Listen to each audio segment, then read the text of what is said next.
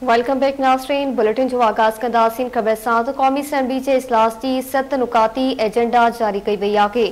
Practice and procedure act तरमीमी ordinance ऐवान में पेश कयो वेंदो। आलमी रैंकिंग में पाकिस्तानी अदलिया 129 नंबर ते हुजण बाबति ध्यान चुकायो नोटिस बि एजेंडा में शामिल आहे। इजलास में PIA जा केतिराई जहाज़ ग्राउंड हुजण जो मामलो बि उथारियो वेंदो। सुप्रीम कोर्ट में जजिस जे तइदाद में वाध वारे बिल जी बि मंज़ूरी जो इम्कान आहे। अवां खे आगाह कयूं पिया इस्लामाबाद खां क़ौमी असम्बली जे इजलास जी 7 नुकाती एजेंडा जारी कई वई आहे। प्रैक्टिस एंड प्रोसीजर एक्ट तरमीमी ऑर्डिनेंस ऐवान में पेश कयो वेंदो। आलमी रैंकिंग में बि पाकिस्तानी अदलिया 129 नंबर ते हुजण बाबति ध्यान चुकायो नोटिस बि एजेंडा में शामिल कयो वियो आहे। इजलास में PIA जा केतिराई जहाज़ ग्राउंड हुजण जो मामलो बि उथारियो वेंदो। सुप्रीम कोर्ट में जजिस जे तादाद में वाध वारे बिल जी मंज़ूरी जो इम्कान आहे। अवां खे ख़बर ॾियूं पिया क़ौमी असम्बली जे इजलास जी 7 नुकाती एजेंडा जारी कई वई आहे।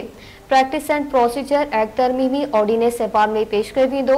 आलमी रैंकिंग में पाकिस्तानी अदलिया जे 129 नंबर ते हुजण बाबति ध्यान चुकायो नोटिस बि एजेंडा में शामिल आहे।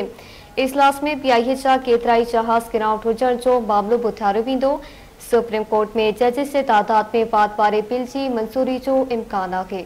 इन हवाले से वधिक अपडेट्स मालूम कंदासीं। इस्लामाबाद का ब्यूरो चीफ नज़ीर चारण लाइन ते मौजूद है। जी नज़ीर, आगाह कजो कहिड़ा तफ़सील आहिनि?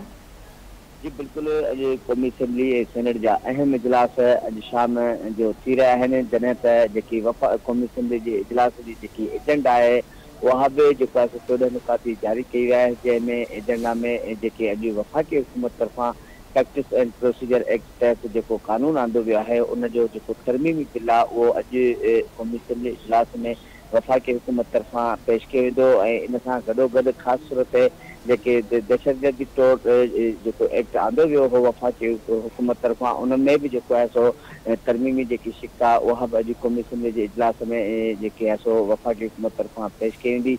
ऐं अॼु ख़ासि तौर ते जेको मुल्क में सॼी दुनिया में जेके अदलिया जे हवाले सां जेकी नंबरिंग ईंदी आहे उन में पाकिस्तान में 129 नंबर अचण ते अॼु क़ौमी असम्बली जे इजलास में मेंबरनि तरफ़ां इन एजेंडा में बि जेको आहे सो इहे सुवाल उथारियो वियो आहे, जंहिंमें जेको आहे हिन ॻाल्हि जो इम्कान आहे त अॼु क़ौमी असम्बली जे इजलास में जेके अदलिया पाकिस्तान जो नंबर 129 ते आयो आहे उनखे बहितर करण जे हवाले सां कानून वारो वफ़ाक़ी वज़ीर एज़म नज़ीर तार तरफ़ां तजवीज़ूं ऐं मेंबरनि तरफ़ां उन ते बि जेको आहे सो बहस कयो वेंदो।